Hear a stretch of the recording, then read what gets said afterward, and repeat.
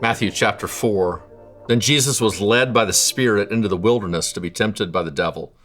After fasting 40 days and 40 nights, he was hungry, and the tempter came to him.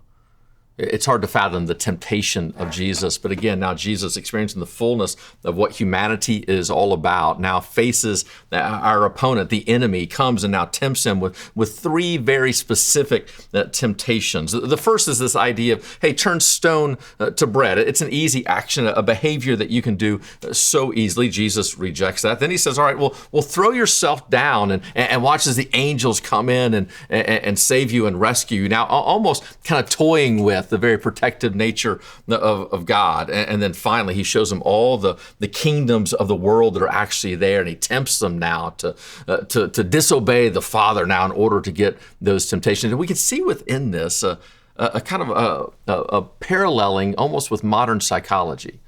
And so if modern psychology says that the fullness of who we are now is a combination of our head, our heart, and our gut, that the thoughts that we have, the feelings that we have, and the actions that we could actually take, you could actually look at the temptation of Jesus. He's experiencing the whole temptation of the fullness of the human experience. And so now it begins with this idea of a temptation for the gut, this idea of action, of power that Satan now says, if you will turn these stones into bread, look at the power that you will actually have. And Jesus is able to resist that temptation, instead to allow the Father now to drive what his action is actually going to be, instead of just what he desires in the very moment.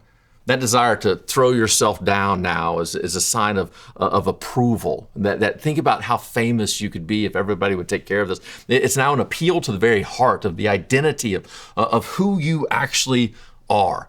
And then ultimately the concept of having control over all the kingdoms of the world is a desire that we all have in our heads, a desire for certainty.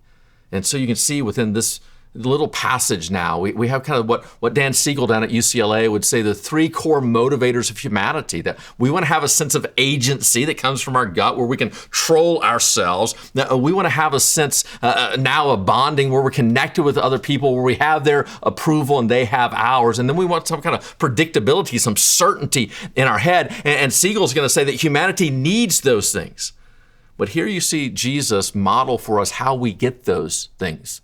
We don't seek them out on our own. We aren't driven by our gut or our mind or our heart of what we think will fulfill, because as we seek out a certainty or a bonding or an agency, that's going to leave us depleted and disappointed.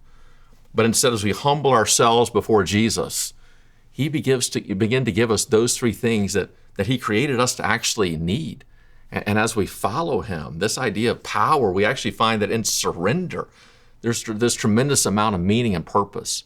Instead of trying to seek the approval of other people, we can now humble our hearts and ourselves to begin to recognize that we actually don't need that, so that we can actually love them rather than to get something from them that they were never created to actually give to us. And then this predictability, this certainty about life ultimately comes as we just simply humbly submit ourselves and trust who Jesus is. It's a temptation that Jesus faced. It's a temptation that we're all facing on this day. Are you going to have a head that trusts and thinks about the things of God? Are you going to have a heart that follows after the affections of God? And are you going to have an action that actually does what God says? And if you do, that is a far better way to live than trying to do it on our own.